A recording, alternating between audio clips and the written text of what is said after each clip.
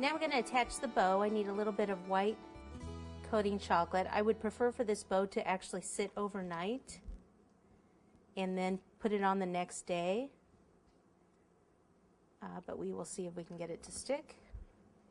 Just because it's still a little soft right now.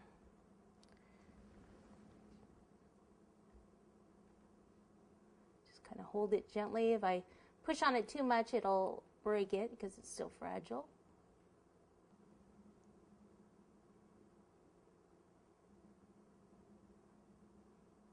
All right, so I just had these little scrap pieces of tablecloth. You can obviously use a full tablecloth, but I thought, let me just kind of use what I have to cover the base here.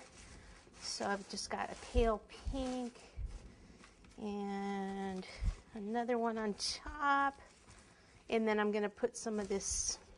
So these are just from the party store. And just wrap it around here.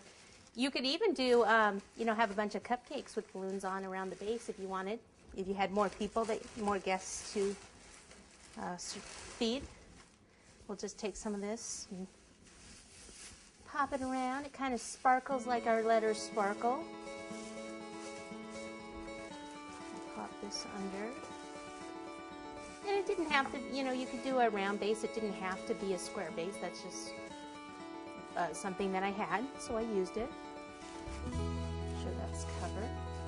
And then we'll sit Mr. Bear with his arm around. And then these are just little hearts from the store.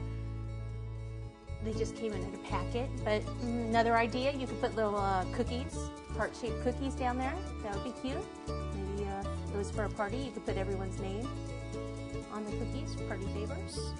And put some back here. And that's pretty much it. Just make sure that the board's covered. I can't really see from back there. Looks kind of sad. There we go. He's like, will you be mine? There we go. Hugging that.